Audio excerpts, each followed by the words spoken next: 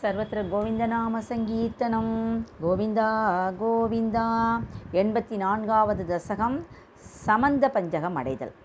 குருவாயூரப்பா, ஒரு சமயம் சூரிய கிரகண புண்ணிய காலத்தில் கிருதவர்மனையும் மன்மதனுடைய அவதாரமான பிரத்யும்னனுடைய மகனுடைய அனிருத்தனையும் துவாரகையில் காவலாக வச்சுட்டு நீங்கள் என்ன பண்ணிட்டே, யாதவ பெண்களோட குருஷேத்திரத்தில் உள்ள சமந்த பஞ்சகங்கிற பெயர் படைத்த ஒரு புண்ணிய கஷேத்திரத்துக்கு போனீங்க. அங்கே உலக மக்களுடைய நலனுக்காக புண்ணிய தீர்த்தத்தில் ஸ்நானம் பண்ணிட்டு அந்த தீர்த்தத்தில் மேலும் புனிதமாக்கிட்டீங்க. அந்தணர்களுக்கெல்லாம் நிறைய பொண்ணும் பொருளும் தானமாக செஞ்சுட்டு அங்கே வந்திருந்த கௌரவர்கள், பாண்டவர்கள் முதலிய உற்றார் உறவினர்களுக்கெல்லாம் அவளோட ரொம்ப சந்தோஷமாக இருந்தீங்க. அதுக்கப்புறம் ஆழ்ந்த பக்தி கொண்ட திரௌபதி தங்களுடைய மனைவிமார்களுடைய ரொம்ப சந்தோஷமாக பேசின்னு இருக்கா. அவளெல்லாம் நீங்கள் எப்படி கவர்ந்து வந்தீங்கிற வரலாற்றை அவாவாயிலேயே பேச கேட்டு சுபத்திரை முதலிய பெண்களோட ரொம்ப மகிழ்ச்சியாக இருக்கா இந்த இடத்துல திரௌபதி. பகவானே அதற்கு பின்னாடி நந்தன் முதலிய கோபர்களையெல்லாம் பார்த்து ரொம்ப ஆவலோட அவங்க பக்கத்தில் போய் அவர்களையெல்லாம் ரொம்ப கொண்டாடினீங்க. ரொம்ப வருஷமாக, அதாவது சில நாட்கள் பிரிஞ்சிருந்தாலே அவளுக்கெல்லாம் பல வருஷம் பிரிஞ்சிருக்கிற மாதிரி ஆயிடுது. யாருக்கு? அங்கே கோபியர்களுக்கெல்லாம். அதனால் அவங்கெல்லாம் ரொம்ப வருத்தத்தோடு இருந்தாங்க. அதை பார்த்துட்டு நீங்கள் என்ன பண்ணுறீங்க, கோபியர்களுடைய அவங்க கிட்ட போய் நீங்களாம் இவ்வளவு வருத்தப்பட தேவையில்லைன்னு சொல்லி உங்களுடைய அன்பான வார்த்தையினால அவளோட பேசி ராதை தன்னை பகவானே ஒதுக்கி விட்டாரோன்னு வருந்தி அப்படியே தனியாக நிற்கிற அந்த இடத்துல ராதை அவகிட்ட போய், நான் என்றைக்குமே உன்ட்ட நான் அப்படி இருக்க மாட்டேன், நான் உடலால் பிரிஞ்சு போவனே தவிர மனசால இல்லைன்னு அவளையும் நீங்கள் சமாதானம் பண்ணுறீங்க. பிறகு அந்த கோபியர்கள் எல்லாம் தனிமையில் ஒத்தரோடையும் பார்த்து பேசி இந்த இடத்துல கிருஷ்ணன் அதாவது குருவாயூரப்பா, நீ 5 வயசு குழந்தைன்னு மட்டும்தான் இந்த இடத்துல அவர் சொல்கிறார்.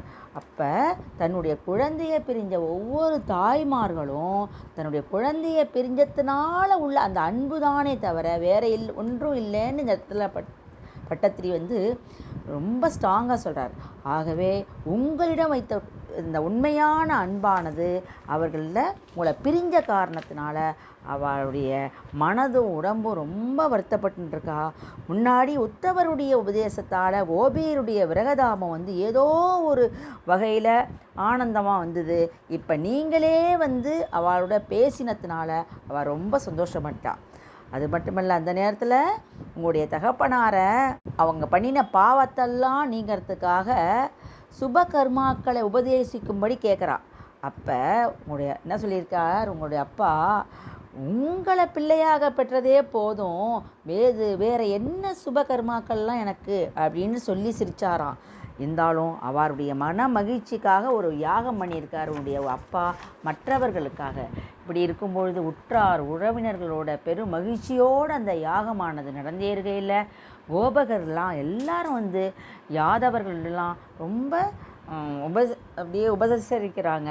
அது மட்டும் இல்லை, அந்த 3 மாத காலம் அவங்களுடைய தங்கியிருந்து அவங்கள முன்னாடி மாதிரியே ரொம்ப மகிழ்ச்சி கடையில் அவளை திளைக்க செஞ்சுட்டு யாகம் முடிஞ்சு திரும்ப மீண்டும் புறப்படும் பொழுது ராதையிட்ட கவலைப்படாத, கூடிய விரைவில் உனக்கு மகிழ்ச்சியை தருவேன்னு சொன்ன குருவாயூரப்பா, என்னையும் நோயிலிருந்து காக்கணும்னு சொல்லிட்டு இந்த தசகத்தை முடிக்கிறார்.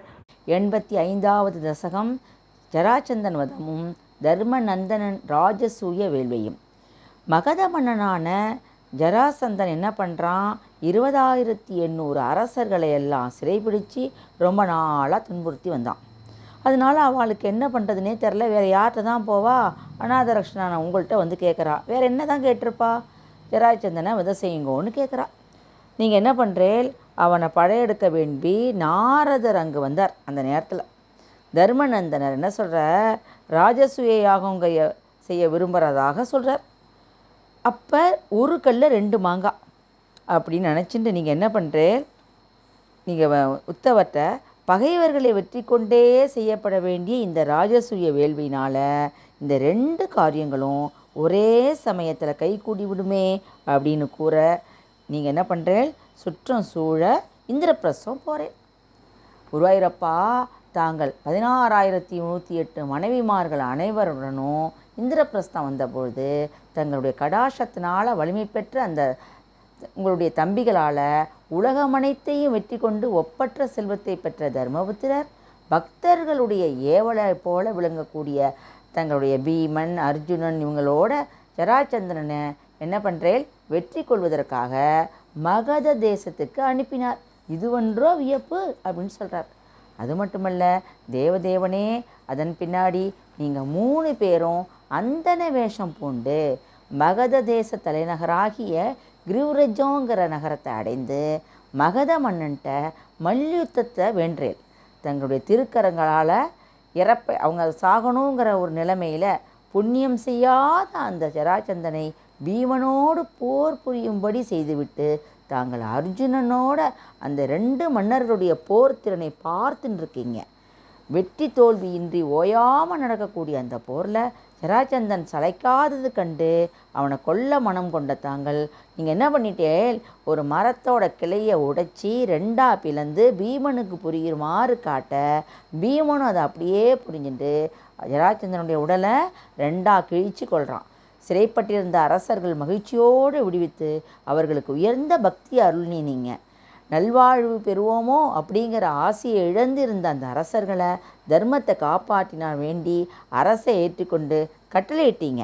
அதுக்கப்புறம் தர்மபுத்திரர் ராஜசூய யாகத்தை செய்ய தொடங்கின போது அங்கே வந்திருந்த அரசர்கள் எல்லாரும் எல்லா விதமான பணிகளை எல்லாம் மகிழ்ச்சியோட வேலையாட்கள் மாதிரி செய்கிறா.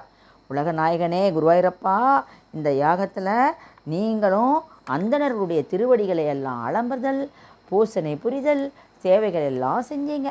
பெருமை பெற்ற தர்மநந்தனுடைய பாக்கிய சிறப்பை எப்படித்தான் எடுத்து சொல்ல முடியும்னு சொல்லி முடிக்கிறார் இந்த இடத்துல பட்டத்திரி.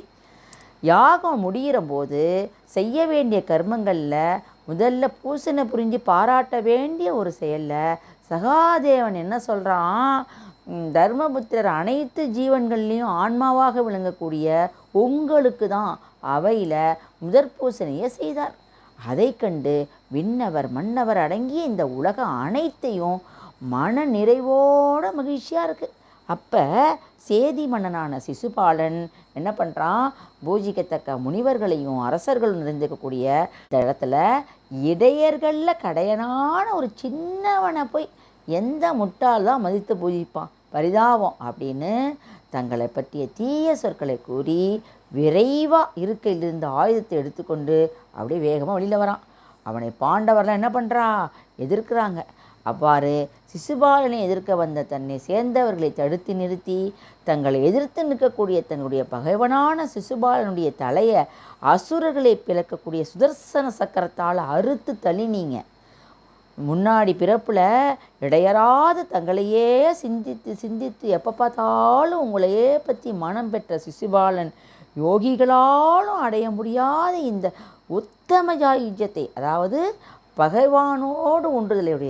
பகவானோட ஒன்றுதலை கூடிய இந்த ஒரு நிலைமையை அவன் அடையிறார். இந்த இடத்துல சிசுபாலன் பெருமை பெற்ற ராஜசூயாக தங்களால் நன்கு நடத்தி வைக்கப்பட்ட பிறகு எல்லாரும் தர்மநந்தனர் சிறந்து விளங்கினார், பகவான் ஸ்ரீ கிருஷ்ணர் சிறந்து விளங்குகிறார் அப்படின்னு வாழ்த்தின்றே போகிறான்.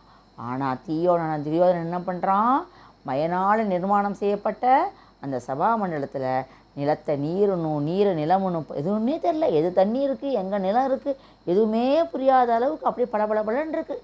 மதிமயங்கி தாயாதிகளான பாண்டவர்களுடைய செல்வ சிறப்பை கண்டு பொறாமையினால் மனசு வெதும்புறான். பிரபுவே ஜனார்த்தனா, அப்போ துரியோதனுடைய அறியாமையினால் சறுக்கி விழும்பொழுது என்ன பண்ணிட்டான், அவன் உங்களை, அதாவது பாண்டவர்களையும் உங்களையும் அங்கே விழ வைக்கணும்னு நினச்சான். ஆனால் அந்த அறியாமையினால் செய்யக்கூடிய நிலைமை அவனே சறுக்கி விழுந்தான். அதை பார்த்த உடனே திரௌபதிக்கும் பீமசேனனுக்கும் வந்த சிரிப்பை தாங்கள் கண்டு அப்படியே பார்க்கல சிரிக்கிறாவா. அதை பார்த்த உடனே நீங்கள் ஆஹா, இந்த பூபாரத்தை ஒழிக்கிறதுக்கு இந்த திரௌபதியோட ஒரு சிரிப்பு மட்டும்தான் விதையாக எடுத்து அப்படின்னு நினச்சிக்கிறேன். குருவாயூரப்பா, என்னையும் நோயிலிருந்து போக்கணும்னு சொல்லிட்டு இந்த தசகத்தை முடிக்கிறார். கோவிந்த நாம சங்கீர்த்தனம், கோவிந்தா கோவிந்தா.